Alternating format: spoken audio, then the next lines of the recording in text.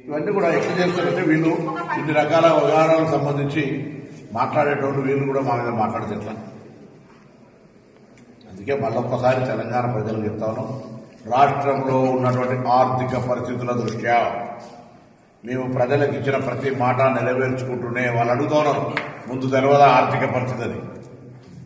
ఆర్థిక పరిస్థితిపై అనేక సందర్భాల్లో ఈ ప్రభుత్వం శ్వేతపత్రం అడిగింది. ప్రతిపక్షంలో ఆనాడున్న కేసీఆర్ గారి ముఖ్యమంత్రి నాయకత్వంలో ఉన్న పార్టీని తప్పకుండా శ్వేతపత్రాలు అడిగితే ఎన్నడూ ఆర్థిక పరిస్థితి చెప్పలే.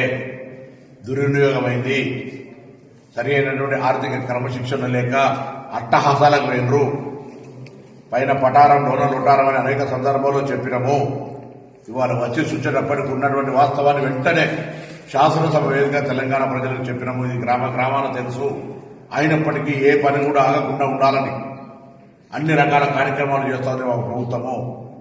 దీనిపైన కూడా ఇద్దరు కలిసి మూకుమ్మడి దాడి చేసే ప్రయత్నం చేస్తా ఉన్నారు. ఎన్నికైనప్పటి నుంచి ప్రభుత్వాన్ని కూలగొడదామని, ప్రభుత్వం ఎట్లా నడుస్తుందని రాజకీయపరమైన విమర్శలు చేస్తూ, నేను అడుగుతాను, మీకు జాతనైతే మీరు ఇచ్చిన హామీల గురించి ఒకసారి సమీక్ష చేసుకోండి. మేము చర్చకు సిద్ధం.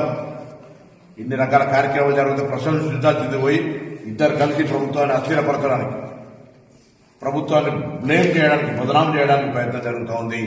ప్రజలను అర్థం చేసుకోండి తెలంగాణ ప్రభుత్వం యొక్క పనితీరును. రేపు ఇంట్లో ప్రక్రియ ఇళ్లకు సంబంధించిన సెలక్షన్ ప్రాసెస్ జరుగుతోంది. గల్ఫ్ బాధితులకు చనిపోతే మొట్టమొదటిసారి పాలసీ చేసి చనిపోయిన కుటుంబాలకు 5 లక్షల రూపాయలు ఇస్తా ఉన్నాం. ఇన్ని రకాల కార్యక్రమాలు జరుగుతూ ఉంటుంటే ఇలా వీటికి మాట్లాడుతూ ఉన్నటువంటి పరిస్థితి. సో అందుకే మేము ఒకటే ఒక మాట చెప్తా ఉన్నాం, నుంచి పక్షపాత ప్రభుత్వమే. ఇలా రైతులకు 12,000 ఇవ్వడం బీజేపీ పార్టీకి ఇష్టం లేదా? బీజేపీ పార్టీకి ఇష్టం లేదా అని అడుగుతా ఉన్నాం.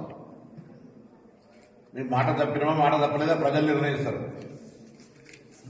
మేమేం నియమ నిబంధనలు పరిమితులు రైతులు అంటే వీళ్ళు ఎలా అంటారు, మీరు వాళ్ళ అవమానపడతారు, కుట్రలకు ఇవ్వని అడుగుతుందా టీఆర్ఎస్ పార్టీ? ప్రజల ముందు ఉంచండి మీ అభిప్రాయం ఏందో. భూమి వ్యవసాయ యోగ్యంగా అనేటువంటి గుట్టలు, రోడ్లు, చెరువులు, రియల్ ఎస్టేట్కి సంబంధించిన నాలా కన్వర్షన్ అయిన వాటికి మేము ఇవ్వమన్నాం తప్ప వ్యవసాయం చేసినా చేయకపోయినా వ్యవసాయ యోగ్యమైన దయచేసి ప్రయత్నం దాన్ని కూడా రాజకీయం చేసే ప్రయత్నం చేస్తాం. ఇలా పంటలు రకరకాల హార్టికల్చర్ పంటలు కావచ్చు, కాటన్ కావచ్చు, పసుపు కావచ్చు, షుగర్ కేన్ కావచ్చు, రకరకాల పంటలు సీజన్ వైజ్ ఏమైనా ఉండొచ్చు. వాటన్నింటినీ మేము ఎక్కడ కూడా క్రైటీరియా డిస్కషన్ లేకుండా సింగిల్ లైన్ వ్యవసాయ యోగ్యమైన ప్రతి భూమికి 12,000 రూపాయల సంవత్సరం క్రితం చెప్పిన తర్వాత ఒకటే ఒక ఎగ్జెప్షన్, గుట్టలు, చెరువులు, రోడ్లు, నాలా కనెక్షన్ అని కూడా ఇవన్నీ అడుగుతుందా TRS party, BJP party? Yes, we will reach 1,7,500.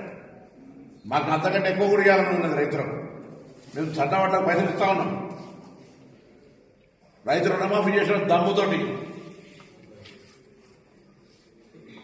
ఆనాడు కూడా 2005లో యూపీఏ ప్రభుత్వంలో 72,000 కోట్లు చేసిన మేము మన్మోహన్ సింగ్ గారి మన దేశమంతా జ్ఞాపకం చేసుకుంటుంది. నరేంద్ర మోడీ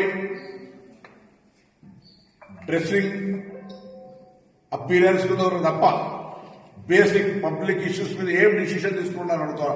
ఇలా తెలంగాణ రాష్ట్రానికి భారతీయ జనతా పార్టీ ఇచ్చిన ప్రయోజనం ఏమైందని బహిరంగంగా అడుగుతాం. తీసుకుపోతాం. ఇప్పుడు ఇట్లా ఏం తీసుకుపోయినావో, ఆనాడు యూపీ ఉన్నప్పుడు 81 కోట్ల రేషన్ ఇస్తే ఒక రేషన్ కోట రేషన్ పెంచలేదు. ఇప్పుడు సపోజ్ మన రాష్ట్రంలో ఎంత రేషన్ ఇస్తున్నారు అనుకో, మారుతున్న కాలం అనుగుణంగా పెరగాలి కదా. ఏమీ ఏ కార్యక్రమం కూడా జరుగుతున్నటువంటి సందర్భం లేదు. వీళ్ళు పాలిస్తున్న దేశాలు రాష్ట్రాలు చాలా ఉన్నాయి. నేను సర్వవర్లకు పైసలు ఇస్తురా, రుణమాఫీ చేసిరా, ఉపాధి లేని పైసలు ఇస్తురా, వాటి గురించి మాట్లాడు. బండి సంజయ్ గారు, కిషన్ రెడ్డి గారు, లక్ష్మణ్ గారు అవి మాట్లాడకుండా విమర్శలు చేసే పరిస్థితి, రకరకాలుగా అవగాహన లేకుండా మాట్లాడే పరిస్థితి మంచిది కాదు. ప్రజాస్వామ్యంలో మంచిని మంచి, రైతులకు మంచి చేసే ప్రయత్నం చేయండి. మీరు కూడా చేతనైతే కోరుతాం.